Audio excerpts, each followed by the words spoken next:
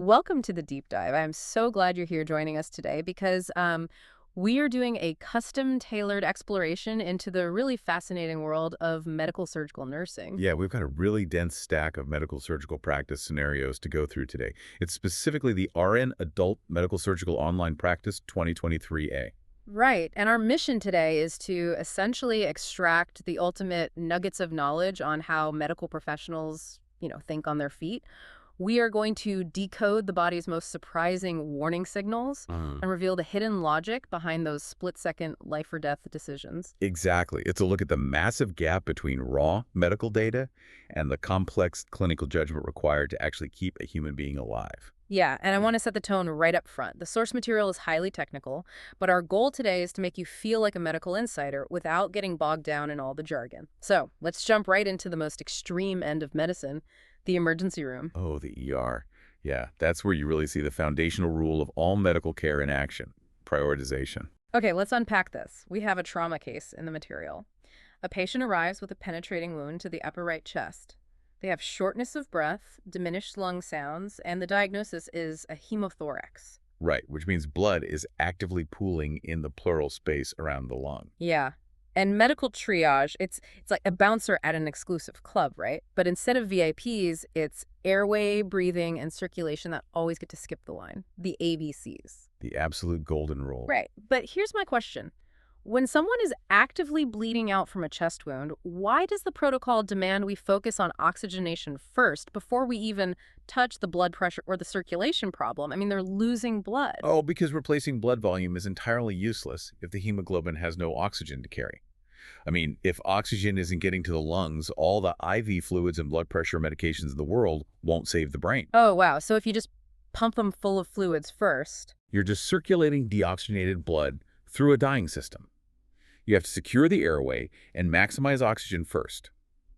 So for this hemothorax patient, treatments would include transfusing packed red blood cells, inserting a chest tube, and this is key placing them in a high Fowler's position. High Fowlers, meaning sitting them almost straight up. Exactly. You do not want them in Trendelenburg, which is lying flat with the feet elevated. Wait, really? Because my instinct would be, oh, they have low blood pressure, put their feet up to get blood to the brain. Right, but think about the fluid dynamics. If you put them in Trendelenburg, gravity will cause all that pooled blood in their chest to spread across the entire lung field. You'll drown the lung. You sit them up to pull that fluid down to the lung bases so they can actually breathe. That is wild. It's like gravity is a medical tool. And we see this rigid ABC hierarchy in the burn victim scenario, too.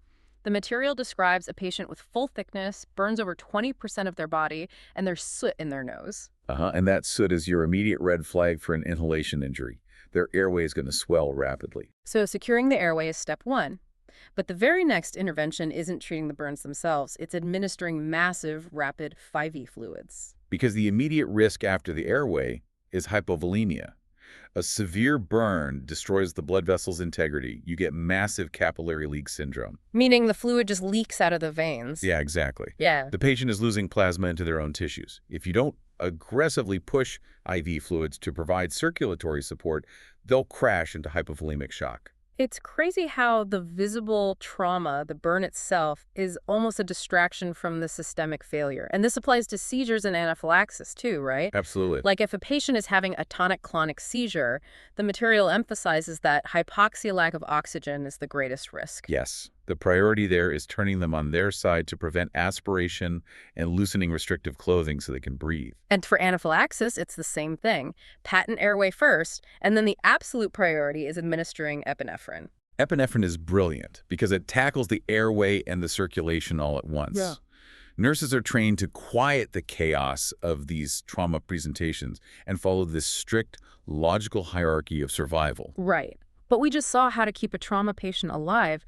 What happens when the emergency is invisible? Like when the symptoms are actively lying to you. Oh, this is the really challenging part of acute care. Differentiating between conditions that look identical on the surface. Here's where it gets really interesting. Listen to this fake stroke scenario. A patient comes in with flashing lights in their vision. They have expressive aphasia, meaning they physically can't find their words. Which is terrifying for the patient. Absolutely. and they have numbness and tingling in their lips and a weaker right-hand grasp. It sounds exactly like a stroke or maybe meningitis. It perfectly mimics an ischemic event. Right. But then, 45 minutes later, all those neurological deficits completely vanish, and they are immediately hit with throbbing pain and photophobia light sensitivity. It wasn't a stroke at all. It was the aura phase of a migraine. What's fascinating here is how the systemic connections work. The brain has a really limited vocabulary for expressing distress. A limited vocabulary. I like that. Yeah, neurological vascular changes happen in both migraines and strokes, which is why the symptoms overlap. In a stroke, a vessel is blocked. In a migraine aura, you get a transient wave of altered blood flow and vasoconstriction. So the brain tissue is reacting to a vascular issue either way. It's like a biological false fire alarm. It pulls all the emergency services, only to realize it's just burnt toast. Exactly. But here is the catch. Treating that false alarm can actually trigger a real emergency. Right. The material says the migraine is treated with sumatriptan, but nurses have to closely monitor the patient for chest pain after giving it. Because sumatriptan works by causing vasoconstriction, narrowing the blood vessels to stop the migraine. But it can inadvertently cause coronary vasospasms. Wait, so it narrows the blood vessels in the heart, too? Yes, which can lead to myocardial ischemia, a heart attack. That is insane. And to avoid all of this, the material notes that patients need to avoid trigger foods containing tyramine. Right, tyramine is a huge migraine trigger. You find it in aged cheese, smoked sausage, certain beers. It's all so interconnected, and we see these deceptive presentations in the abdomen, too. There's a scenario with upper left quadrant abdominal pain that radiates straight to the back. Which a lot of people might just write off as a really bad stomachache. Yeah, exactly. But it's confirmed by elevated amylase and lipase levels in the blood. It's acute pancreatitis. And that radiating pain is a huge red flag. The pancreas is essentially leaking digestive enzymes that activate prematurely. It's digesting itself. Ugh, autodigestion. That sounds awful. And then there's the thyroid storm scenario. This one really stood out to me. A post-thyroidectomy patient, someone who just had their thyroid removed, suddenly spikes a temperature of 38.9 degrees Celsius, or 102 degrees Fahrenheit. And your immediate thought might be a post-op infection, right? Yeah, exactly. They just had surgery. But no, it's an urgent priority indicating excessive thyroid hormone release, a thyroid storm. Right. The physical manipulation of the gland during surgery can dump a massive amount of hormone into the bloodstream. It throws the body into a hypermetabolic state, which can rapidly lead to seizures and a coma. Wow. And then sometimes the symptoms are just incredibly vivid, like the detached retinus scenario. The patient literally reports, "It's like a curtain closed over my eye." It's such a beautifully descriptive symptom for a mechanical failure. The retinal tissue is physically peeling away, blocking the light like a physical curtain. So we've solved the mechanical problems of the body airway traumas, deceptive symptoms, but I want to zoom into the everyday now. Oh, this is important. Yeah, because the treatments and supplements sitting in a normal medicine cabinet can be just as complex and risky as an ER trauma if they are misunderstood. Let's talk about ginkgo biloba. Ginkgo biloba. Yeah, it's often seen as this completely harmless herbal supplement for memory. But the sources explicitly state it increases blood flow and decreases platelet aggregation, leading to a major bleeding risk. It should not be taken with antiplatelet meds like aspirin. And I have to push back here for a second. We're constantly told that natural means safe, but ginkgo biloba is acting just like a pharmaceutical blood thinner. If we connect this to the bigger picture, it highlights a huge misconception. Chemical compounds impact the body regardless of whether they are synthesized in a lab or grown in a field. Right, your body doesn't know the difference. Exactly. Ginkgo inhibits platelets. Aspirin inhibits platelets. If you take both, you are aggressively compounding those effects and creating major hemorrhagic risk, entirely over the counter. That is terrifying. And speaking of over-the-counter risks, ibuprofen. It's a massive risk for gastrointestinal toxicity and bleeding in older adults. Because ibuprofen strips away the protective mucosal barrier in the stomach, Yeah. and as we age, that barrier is already compromised.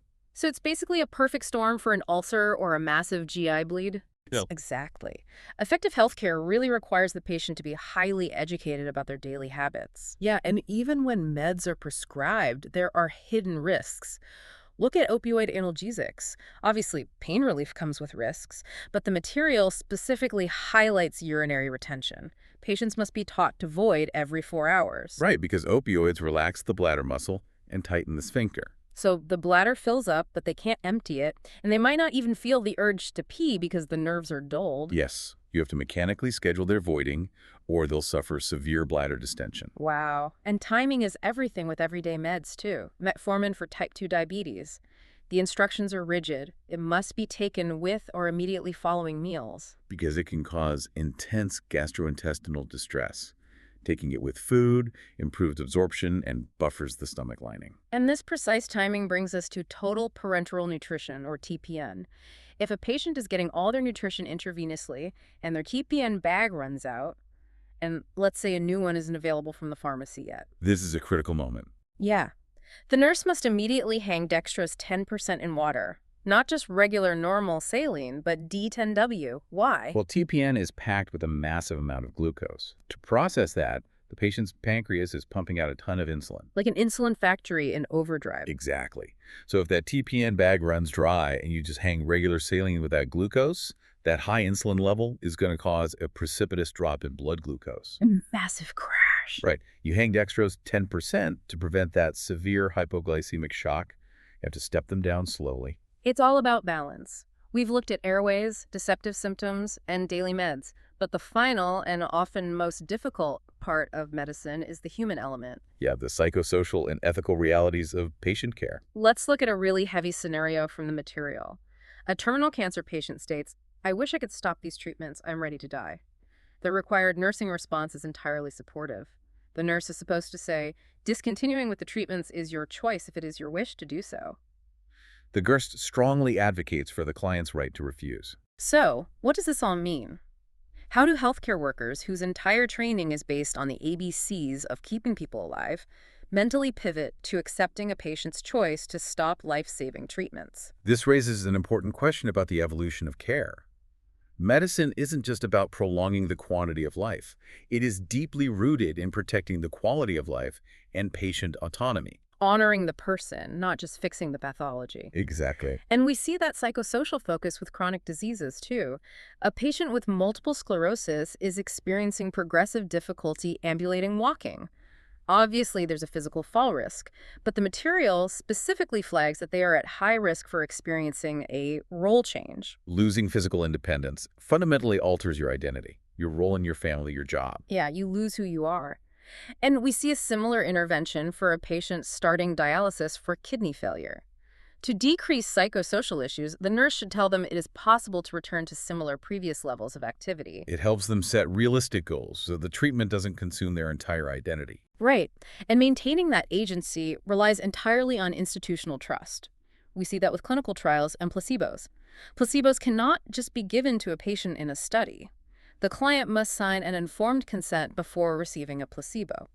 Transparency is everything. Yeah. You cannot administer an inert substance without the patient's full understanding and consent. Well, we have covered an incredible amount of ground today, from the absolute adrenaline of ER prioritization and the ABCs to decoding deceptive conditions like migraines and thyroid storms. And respecting the hidden power of everyday medications like ginkgo and ibuprofen. Yes, and ultimately honoring patient autonomy above all else. And this is exactly why you should care, because you are the CEO of your own body. That's a great way to put it. Right. Understanding these medical frameworks, like recognizing the true meaning of a sudden curtain over your eye or the risks of mixing herbal supplements, it makes you a smarter, safer patient and a much better advocate for your loved ones. It really does.